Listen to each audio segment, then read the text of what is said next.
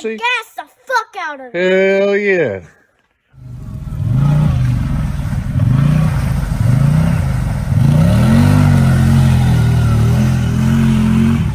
Nice. Oh, damn. Oh my God.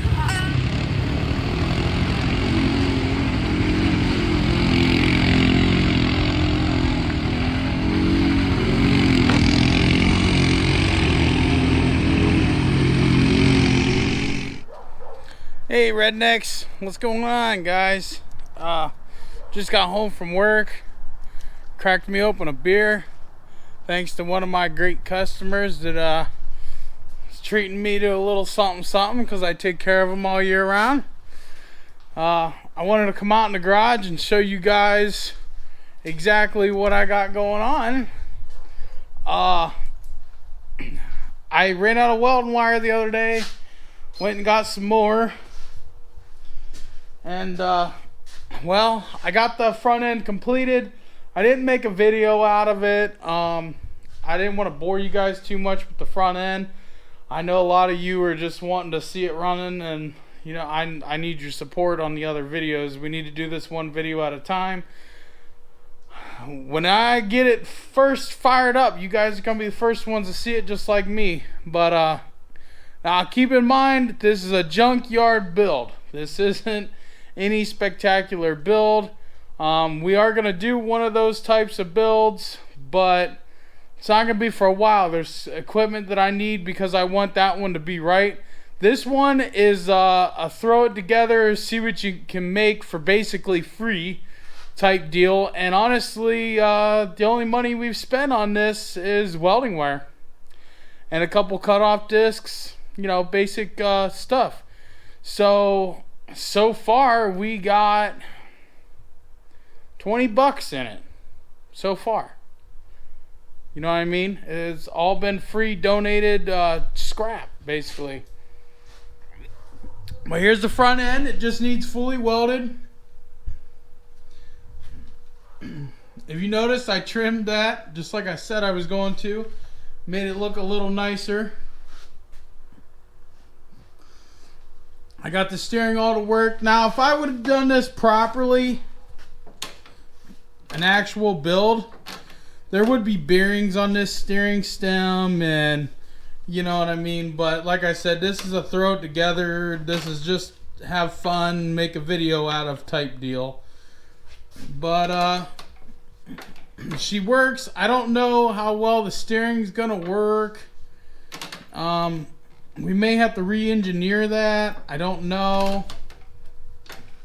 We'll see. And you guys know I don't have a pipe notcher, tubing notcher or anything, so I just notched this to fit. Kind of tack welded it, and then put some braces in there. It should be fine. Like I said, it's, you know, not 100% perfect, but it'll be strong and durable and all that. The only thing that might wear out is the steering, because there's only like regular tie rod ends on it. But the steering stem, we may change that, you know, down the road. We'll have to see how this goes. But this is just a throw it together, tinker around, have fun with build. And that's basically it. So we braced it in, we braced the front end in, and got it all tack welded. Honestly, you could probably ride it the way it is. I got it welded up pretty good, but it'll all be fully welded, fully, you know, done. So, but yeah, that's how we did it. For the drive line, I've been kind of holding tight from you guys, but I'm going to show you what we're going to do. You guys might think I'm crazy, think I'm nuts, and you might think it's going to be slow, but you'll be wrong. We are doing a 17 horsepower Briggs & Scrap'em opposed twin engine off of a riding lawnmower. Let me get my light going.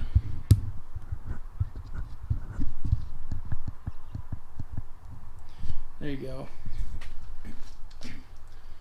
I have it ripped down.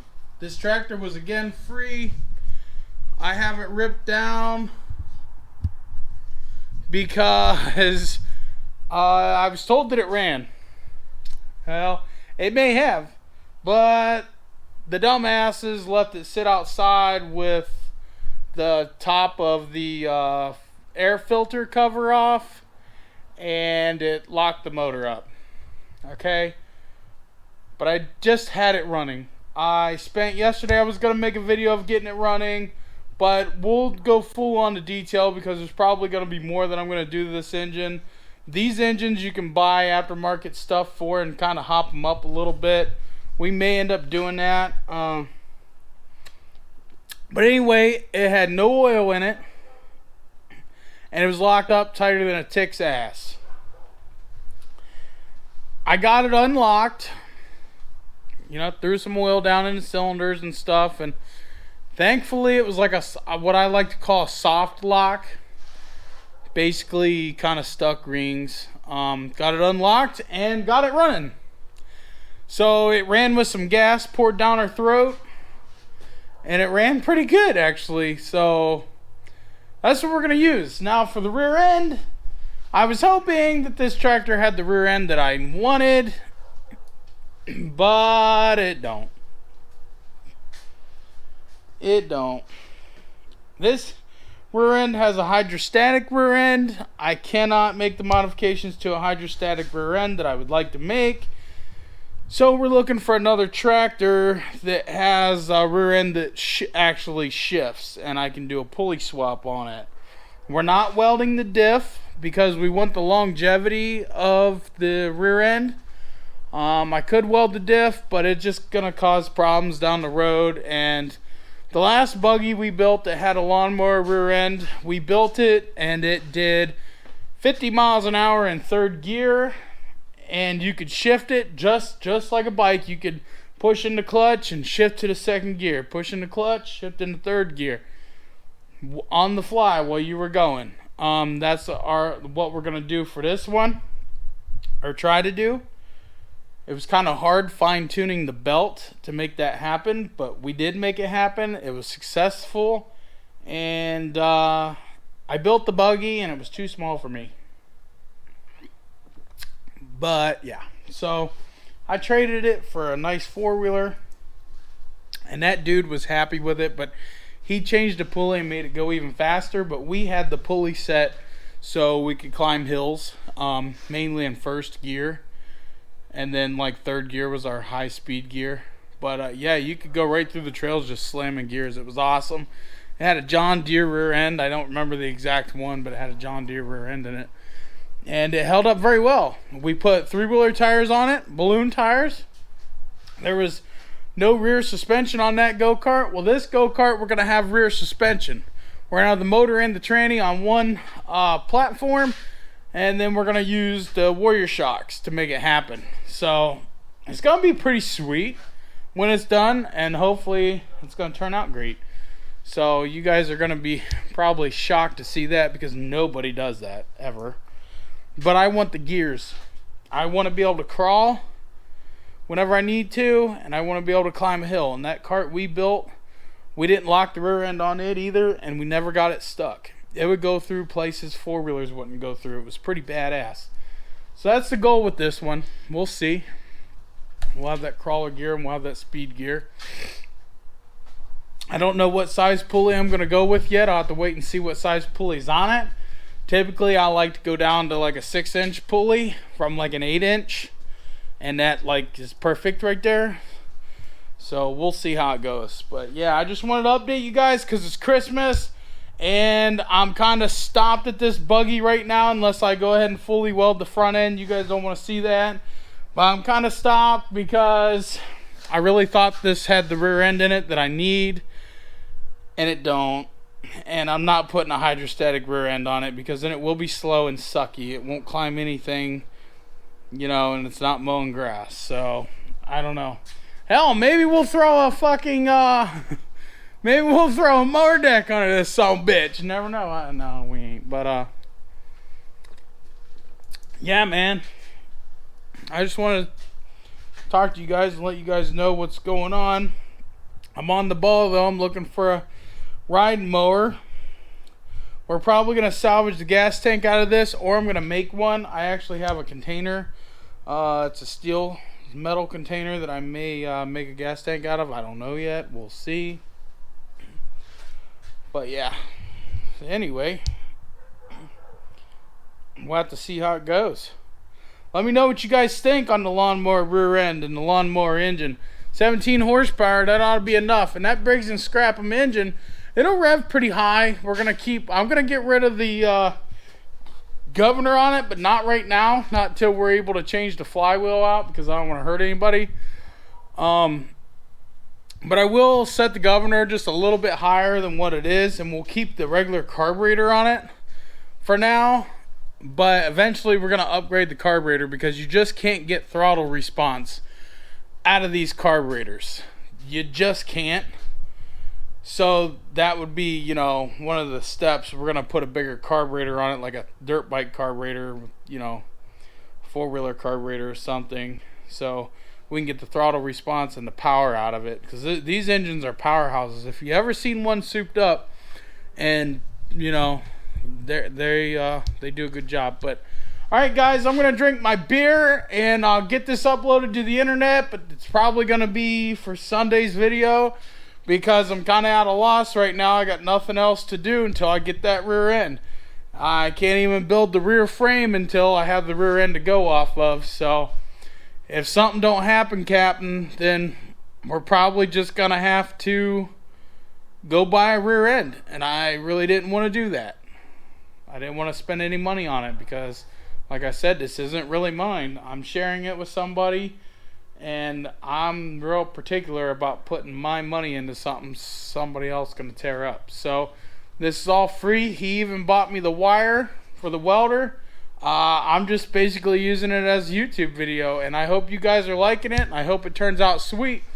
And depending upon the response from this is going to depend upon whether I go over to the steel place and get some tubing and a pipe bender and everything and start building an actual nicely done cart that's going to take forever to do. This one, we're just slapping it together.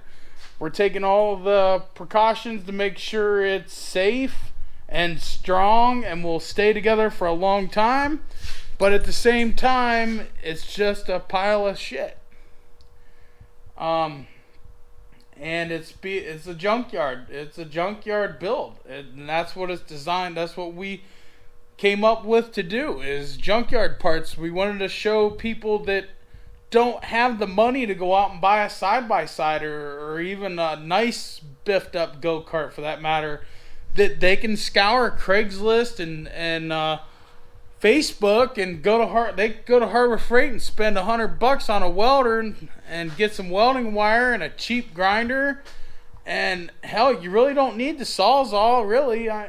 Those are the 3 tools that we've used to do this, and that's the goal. I wanted to show you guys that you could do this basically for next to nothing. And that one person that they ain't got thousands of dollars to buy a nice little toy, but you know, they can scour the internet and find some free stuff and just roll with it and put it together. I mean, I want to inspire people to do shit like this. Just be safe about it. Just, you know, figure out where your impact points are going to be and where the stress on the frame is going to be. It's not real hard if you have the mentality like most of us do. You just look at the frame and go, well, it's going to be stress right there, and then you just frame it in, box it in, and see how it goes. There's going to be a lot more, I'd say a lot more bracing to this. There's going to be tons more bracing. But we'll just see how it goes. So, yeah. But alright, guys, I just want to share with you, and we'll talk at you later. Redneck Garage out. I'm going to drink beer. Peace.